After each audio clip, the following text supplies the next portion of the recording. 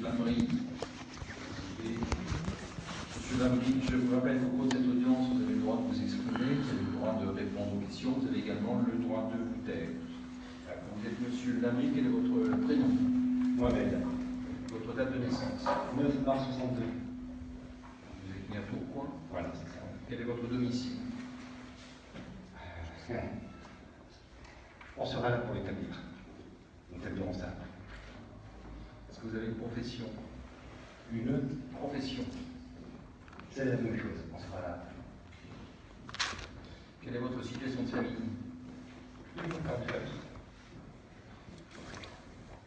Monsieur Lamry, vous avez déjà été condamné à plusieurs reprises. 5 mentions de casier judiciaire. Condamné le 21 juin 2007 par le tribunal d'Albertville pour des faits de violence sur une personne chargée d'une mission de service public. 1 an d'emprisonnement avec sursis vis à l'épreuve pendant 2 ans. En 1999, une décision du juge d'application des peines qui va révoquer ce sursis pour 6 mois. En 2009, la Cour d'appel de Chambéry vous condamne à 8 mois d'emprisonnement avec sursis pour appel téléphonique malveillant. En 2013, la Cour d'appel de Chambéry vous condamne à 1 mois d'emprisonnement pour conduite sans permis, conduite sans assurance. Et en septembre 2013, le tribunal d'Albertville vous condamne à 100 jours d'amende à 5 € pour conduite sans permis, circulation sans assurance.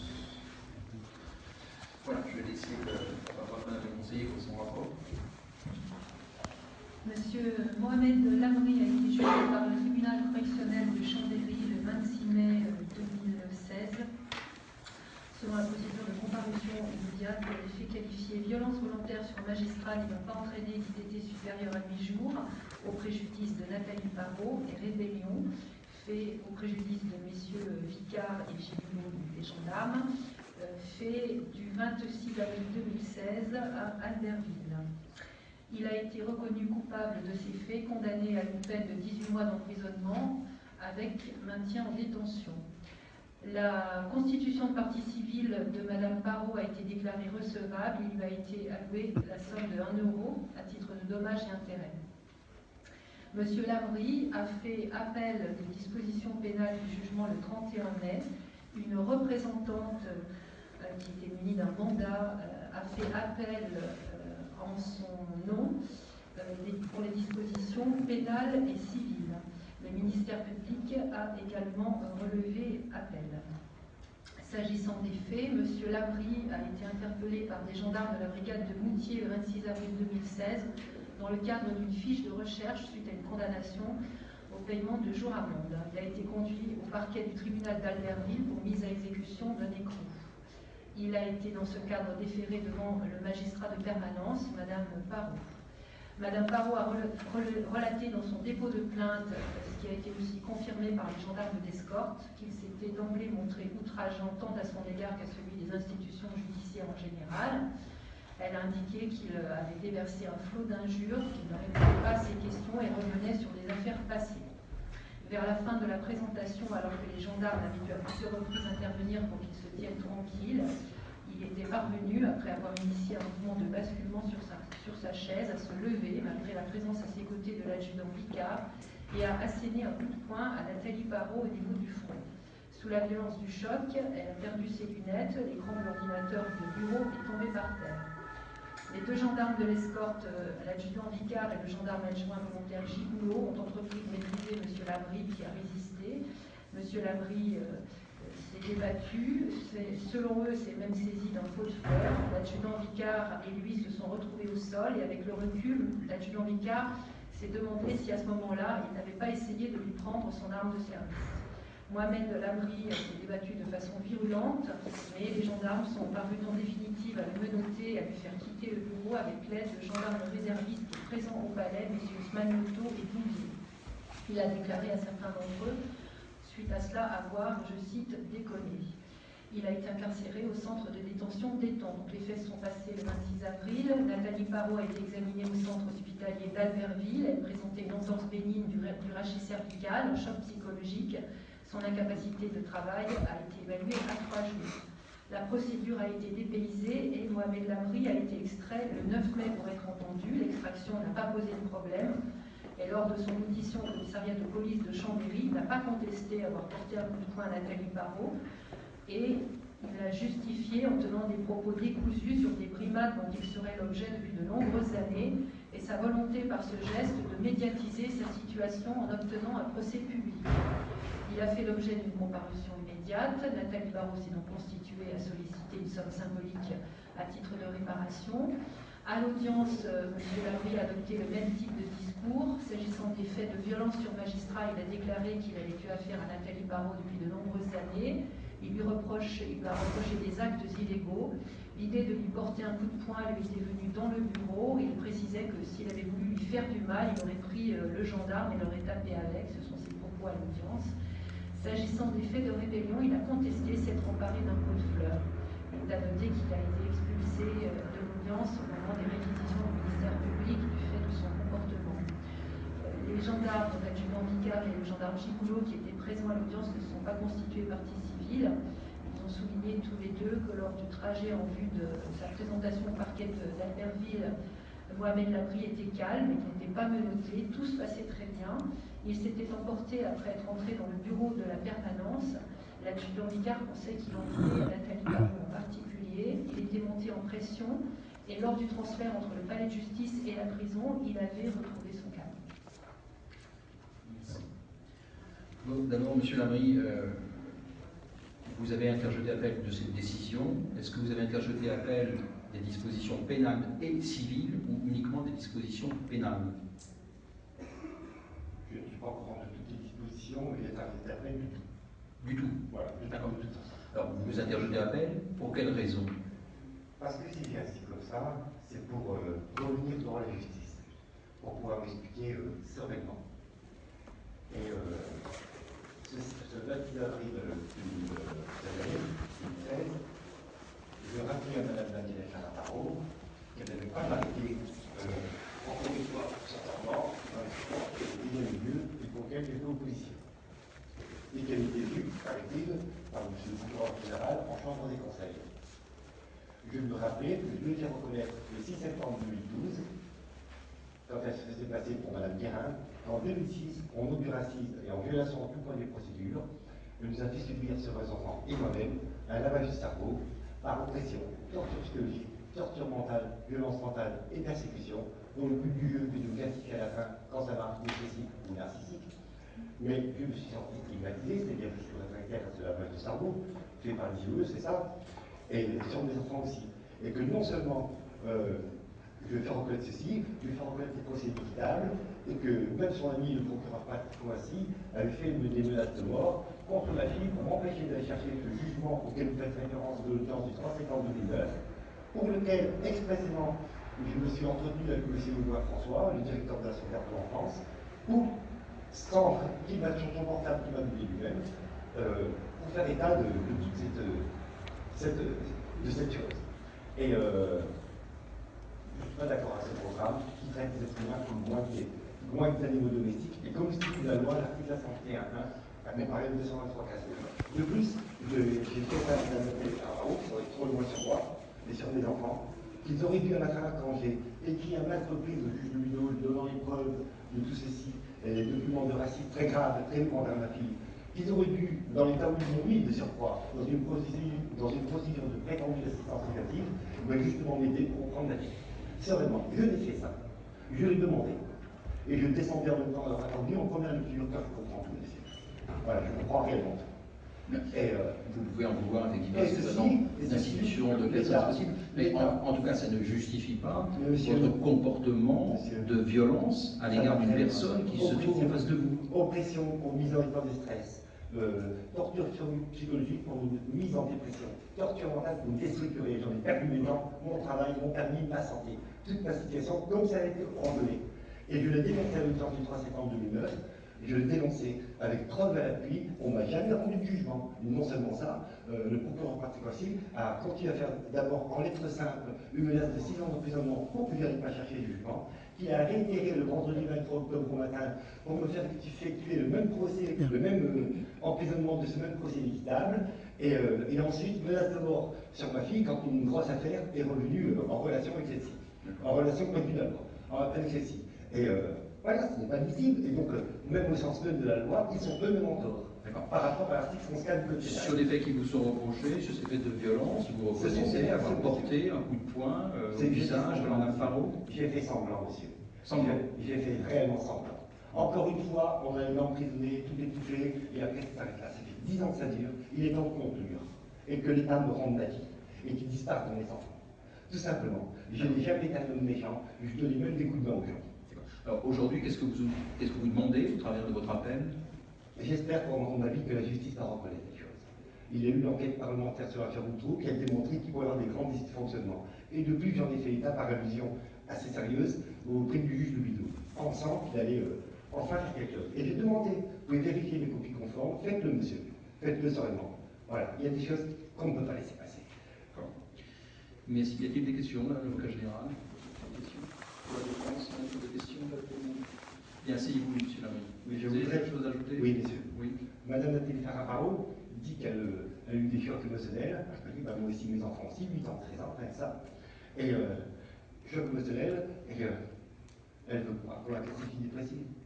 Ah, monsieur, ça va trop loin. Merci. Asseyez-vous.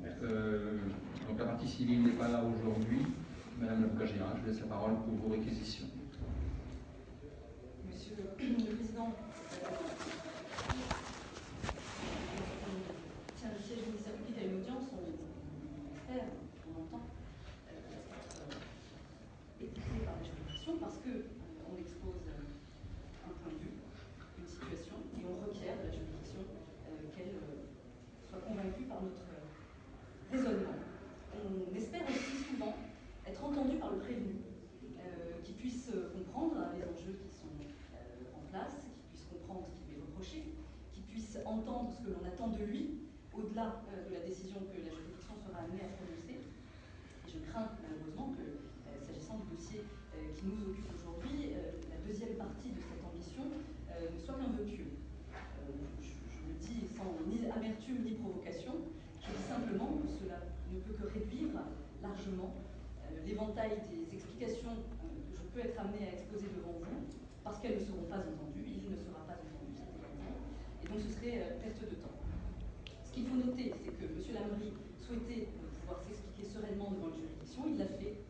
J'espère qu'il retient cela, qu'il a pu s'exprimer devant vous, exposer ses griefs, et comme vous l'avez souligné, je crois, Monsieur le Président, il a le droit d'être en colère, il a le droit d'avoir du ressentiment, il a le droit d'avoir ressenti une souffrance dans le parcours qui a été le sien, celui de sa famille, et qu'il a été amené, ce parcours, à avoir l'intervention de l'autorité judiciaire à plusieurs reprises. Il a pu s'exprimer sereinement. Voilà, c'est simplement ce qu'on attend de nos concitoyens, qu'eux puissent trouver un moyen de parler devant les juridictions qui ne soit pas violent, même véhément, même tendu, même chargé de ressentiment. Bien sûr que c'est une liberté, mais pas la violence. Et c'est cette limite qui a bien évidemment été franchie le jour où les faits de violence d'une part et de rébellion ont été commis. Vous allez entrer en voie de condamnation, j'insiste pas, je ne vais pas contester, il y a eu cet épisode du coup de fleur, il n'y a pas de difficulté à mes yeux à la lecture du dossier parce que il y a plusieurs témoignages des militaires de la gendarmerie qui sont intervenus, établissant qu'il a essayé de s'emparer de ce coup de fleur qui était à sa proximité. S'agissant de l'arme, il n'y a pas d'éléments.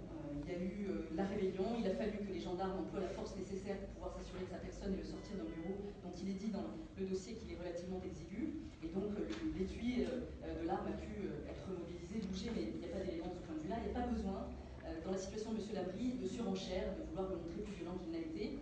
Il dit et il revendique, quoi qu'on pense du fond de ses propos, qu'il a voulu, par cet acte-là, symboliquement, donner une résonance à son combat, aux propos qu'il entend tenir depuis plus d'une dizaine d'années. Il a réussi, mais il a réussi par un moyen parfaitement intolérable. Et de ce point de vue-là, j'aimerais quasiment terminer de mon réquisitoire, deux aspects. L'aspect de réponse face à l'institution judiciaire qui ne peut jamais être une réponse violente, au-delà même de la personnalité, de la fonction du magistrat qui a été blessé, parce que bien sûr, nous sommes magistrats et nous devons juger une personne qui a violenté un magistrat. Et au-delà de la personne elle-même, il s'agit de l'institution. On ne peut pas faire preuve de violence, alors même que les voies de droit ont été exercées, qu'une condamnation a été prononcée, que les voies de droit ont été respectées, et qu'il est temps d'amener cette condamnation à exécution parce que la loi le dit. Ça n'est pas tolérable et la sanction que j'espère vous prononcerez à l'encontre de M. Lamry, elle doit en éliminer ce point-là. La loi a été respectée, le respect qui est dû à M. Lamry n'a pas fait défaut dans ce dossier-là non plus. Vous avez les déclarations de la victime au dossier, mais aussi celles des gendarmes, et puis deux gendarmes d'une escorte qui était présente au palais du tribunal de grande instance d'Albertville au moment des faits, et qui démontre que le magistrat, au moment des moments, a fait en sorte d'apaiser la situation. Donc la sanction, elle doit aussi répondre à ça. Comment réagit l'institution judiciaire quand, face à son action légitime, c'est la violence qui est utilisée à son encontre? C'est le premier point. Le second point, c'est la personne de ce magistrat qui est nommément visée par M. Lamry, qui, au cours du rapport judiciaire, a eu son dossier qui a pu être traité par divers magistrats, dont Mme Parot, et qui fait véritablement une fixation à son encontre à elle. Il faut aussi répondre de ce point de vue-là. Il n'y a pas qu'elle. Vous avez entendu, ne serait-ce qu'à l'audience aujourd'hui, l'évocation d'autres magistrats qui ont été amenés à travailler dans le ressort de cette affaire. D'autres circonstances auraient amené M. Lamry à frapper d'autres magistrats. Il faut véritablement répondre à ça. Et puis, et j'en termine par là, s'agissant, parce que c'est là où je veux en venir bien évidemment, au quantum de la peine que j'entends vous requérir, il n'entend pas, il n'entendra pas, il veut qu'on lui rende sa vie. Et il a sa vie, il doit se conformer à la loi, il peut exprimer son désaccord, il a fait appel, il s'exprime devant vous.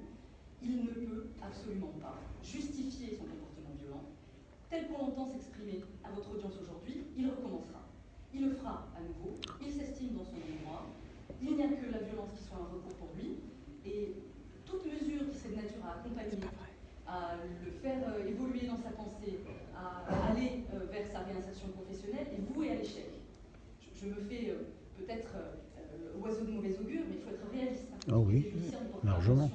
Condamnation très lourde pour des actes de violence réitérés, mais dans ce cas-là, le caractère ancré de ce combat et le caractère inquiétant de cette revendication qui est la sienne me font vous requérir la confirmation évidemment de sa déclaration de culpabilité à la fois pour les faits de violence et pour les faits de rébellion, mais je vais vous demander de prononcer une peine de 2 années d'emprisonnement qui vous assortirait du maintien en détention provisoire parce qu'il faut répondre à mes yeux et de manière ferme à ces exigences-là, de savoir comment on répond face à l'institution judiciaire, comment on s'en prend à un magistrat au sein de cette institution judiciaire, et puis au-delà, c'est plus matériel, mais c'est une réalité. Comment peut-on protéger des magistrats qui sont au contact de gens vindicatifs, qui ont justement des revendications, qui ont un potentiel de violence, et qui sont face à eux, que l'on désentrave par respect, et qui se face à ces gens-là, non simplement que leur attitude a essayé de les calmer, pour pouvoir se protéger eux-mêmes aussi.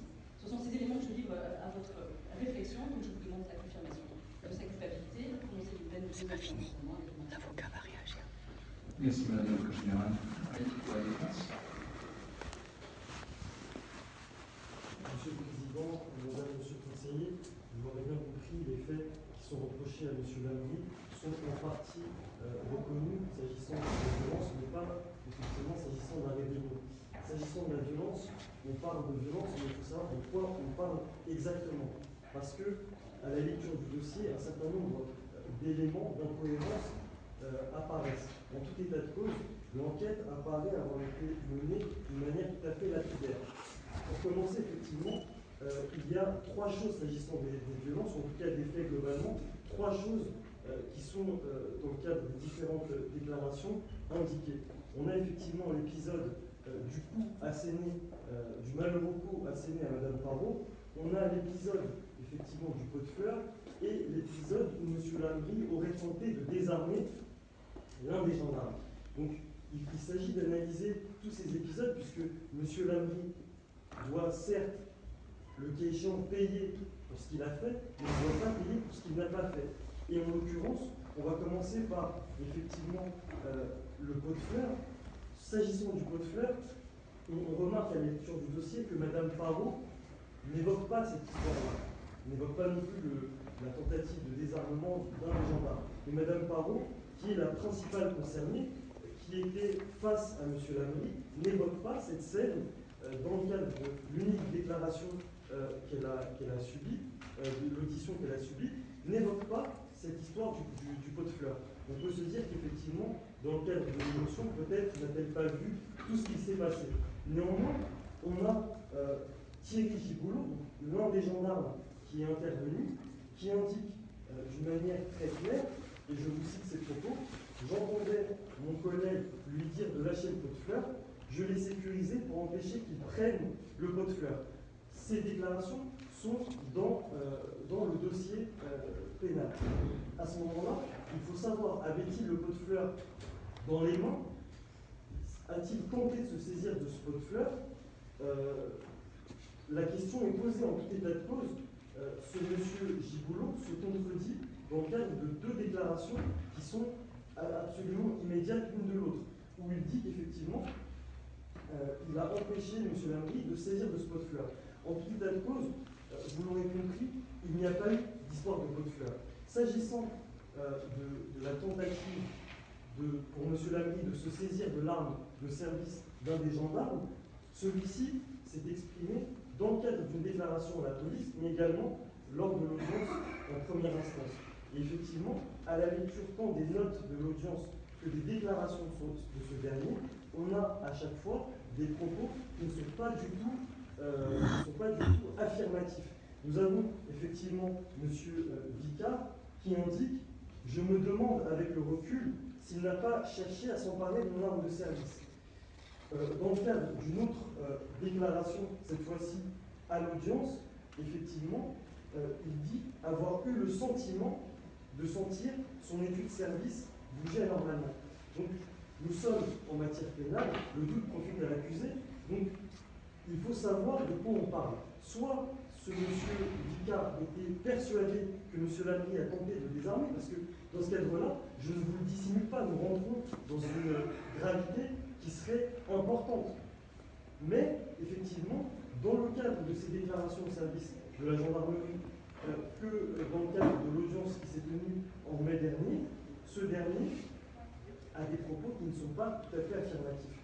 Et en tout état de cause, je suis certain que dans l'hypothèse où ces faits seraient avérés, le procureur de la République n'aurait pas manqué de les inclure dans la prévention de cette procédure.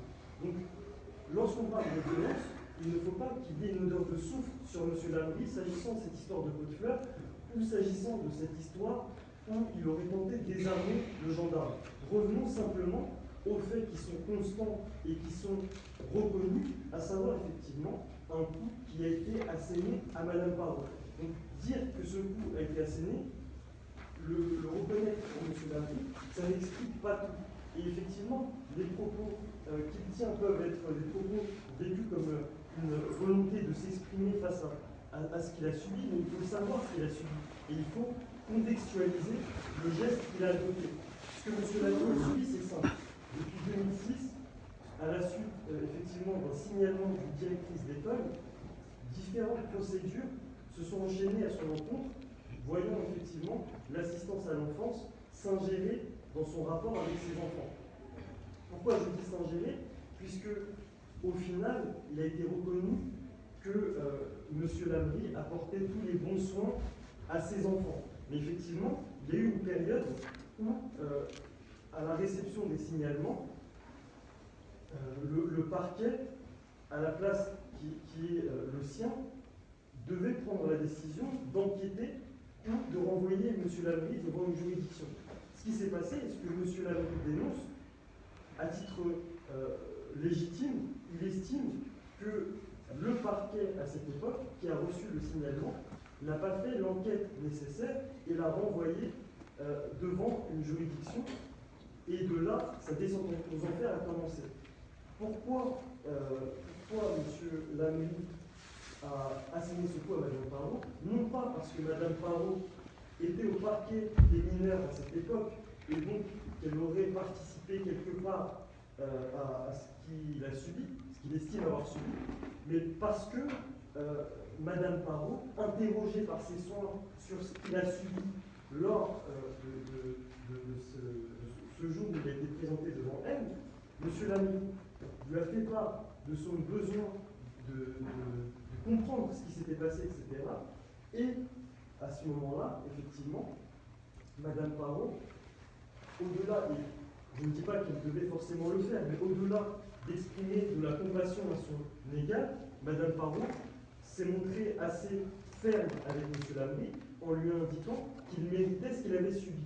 Et c'est de là où, effectivement, M. Lamry, qui s'est senti un petit peu oppressé par cette position que Mme Parot, représentant de l'institution judiciaire, lui renvoyait, c'est à ce moment-là où, effectivement, il lui a asséné ce malheureux coup. Mais il faut comprendre le contexte. Il faut comprendre également que M. Lamry dénonce ce qu'il estime être, effectivement, une situation judiciaire qu'il a un petit peu subie et qui est tout à fait regrettable. Mais ce n'est pas en le condamnant, ce n'est pas à la place qui est la vôtre, afin de rétablir l'ordre public, que ce n'est pas en condamnant M. Lamry que vous permettrez à M. Lamry de se réconcilier avec les institutions de la République. Surtout que M. Lamry indiquait, lorsqu'il a effectivement assigné ce titre, il indiquait, entre autres à Mme Parot, et lorsqu'il a été interrogé, il indiquait qu'il a donné ce coup parce qu'il souhaitait s'exprimer. Et il voyait dans ce refus de Mme Parot de recevoir les paroles qui étaient les siennes, un refus de communication. Donc il faut recontextualiser les choses. Et je suis certain que votre juridiction prend la mesure de la responsabilité qui est la vôtre, puisque là, on parle effectivement de violence envers magistrat, mais est-ce que c'est la bonne solution que de condamner M. Lamry à une lourde peine avec maintien en détention? Est-ce que c'est de cette manière-là que M. Lamry doit regagner la société et pouvoir effectivement ne pas la troubler le cas échéant? Je ne suis pas certain de cela.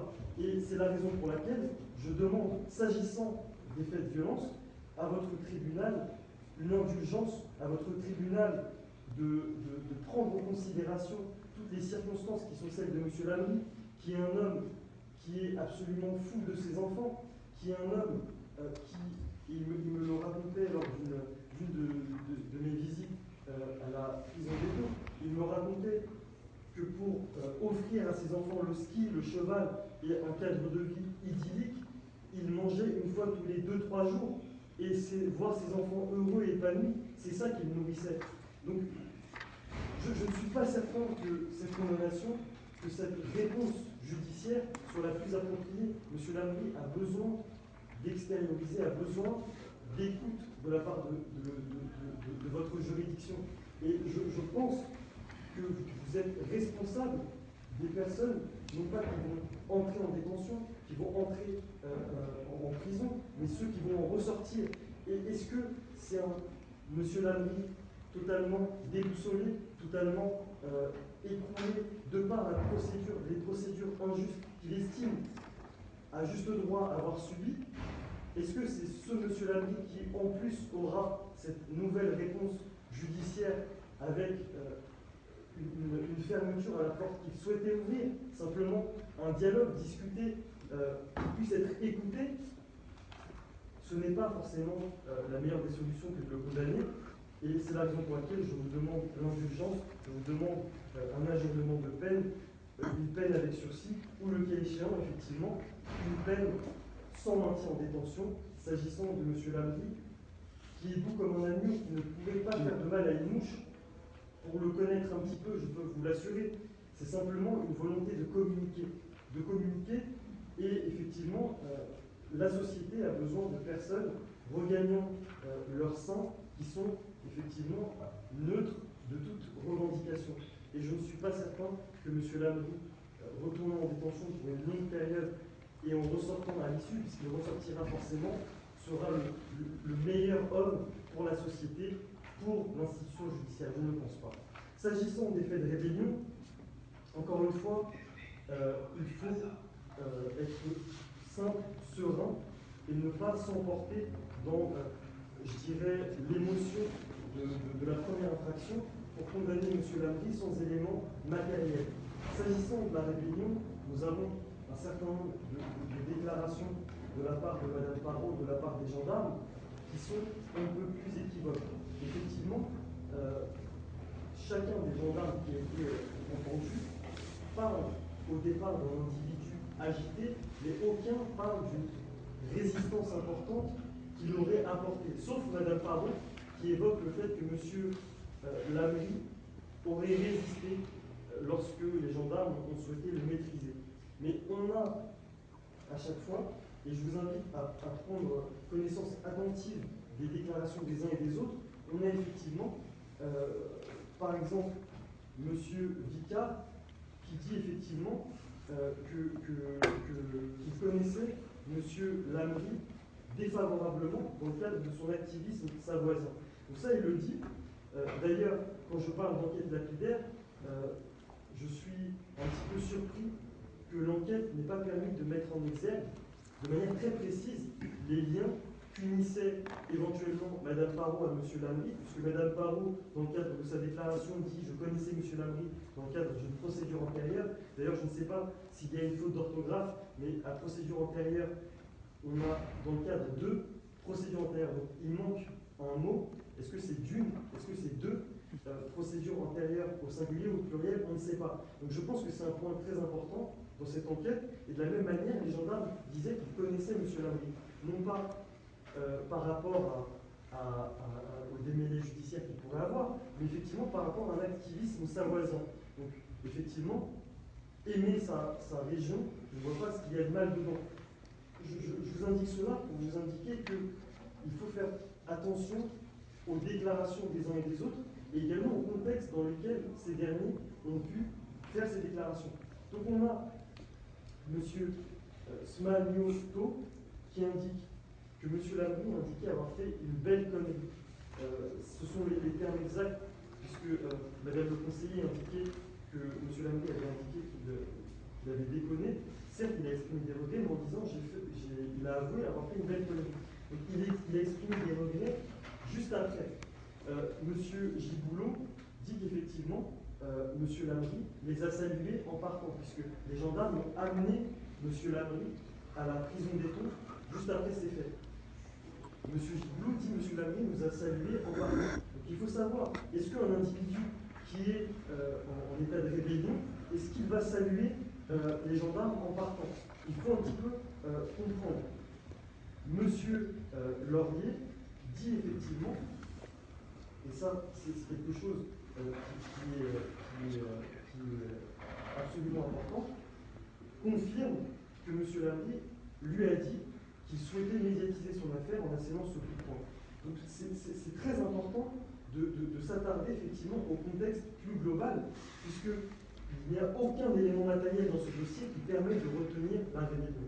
C'est la raison pour laquelle je vous demande de relaxer M.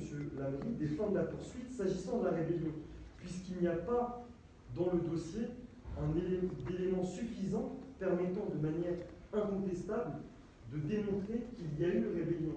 Tous évoquent quelqu'un de poli, quelqu'un de calme. Après, effectivement, a-t-il été calme tout au long? Non. Mais bon, on ne va pas rentrer dans le fond, parce que ça c'est une dernière chose que j'aimerais terminer. Je trouve ça particulièrement choquant de voir que les gendarmes reconnaissent que M. Lamry aurait été un petit peu agité. Et donc, c'est un petit peu curieux qu'il ait laissé, entre guillemets, sans surveillance, le temps qu'il assène un coup de poing. Et M. Lamry, de l'autre côté, dit « J'ai été absolument calme tout du long ». Donc les gendarmes veulent-ils s'exonérer de toute responsabilité dans ce qui est arrivé à Mme Parot, puisque ces derniers prétendent que M. Lamry se balançait de droite à gauche, de l'avant vers l'arrière sur sa chaise. L'un prétend qu'il a demandé à M. Lamry de s'adosser à la chaise et qu'il lui a tenu l'épaule d'une manière ferme. Je veux dire, s'il y a toutes ces précautions qui ont été prises à l'encontre de M. Lamry, jamais ces faits n'auraient eu lieu. Donc, pourquoi ces faits ont eu lieu? Ces faits ont eu lieu parce que M. Lamry était parfaitement calme. Et juste après ce coup de poing, puisque M. Lamry avait atteint son but, juste après ce coup de poing, il s'est laissé faire sans se débattre, sans résister. Et d'ailleurs, je note au passage que les faits de violence envers un agent de la force publique n'ont finalement pas été retenus. Ce qui démontre bien que ce qui a pu effectivement être indiqué n'était pas tout à fait corroboré par des éléments. Donc je demande, s'agissant de la rébellion, la relaxe, et s'agissant de la violence, l'indulgence de votre tribunal, que votre tribunal, au travers notamment des pièces que je verse à votre tribunal, puisse comprendre que M. Lamry souhaite simplement retrouver sa vie, retrouver ses enfants qui ont été sérieusement abîmée par toutes ces procédures, qu'elles soient à tort ou à raison. On n'est pas là pour discuter de ces procédures, mais on est là pour discuter dans quelles circonstances un individu va regagner cette société. Va-t-il la regagner avec plus d'amertume que lorsqu'il est entré en prison, ou est-ce qu'effectivement, on va lui permettre de regagner la société et d'être en accord avec celle-ci? Je vous remercie, M. le Président. Merci, Maître. Bien, l'affaire est mise en délibéré et la Cour rendra sa décision dans une semaine. Nous serons le 8 septembre. Et jusque-là, la Cour ordonne le maintien en détention de M. Lamry, donc jusqu'au jeudi 8 septembre. Oui, je vous remercie. Il est vraiment bizarre. Oh là là. Sa tête, ça aide. Voilà, donc nous allons prendre le dossier suivant qui est le dossier Hyper-Dommage.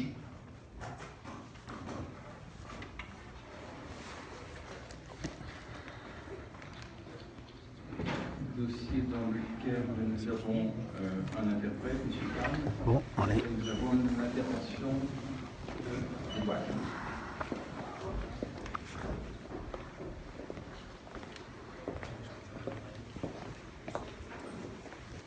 Ça va? Ils repartent déjà, les filles, là?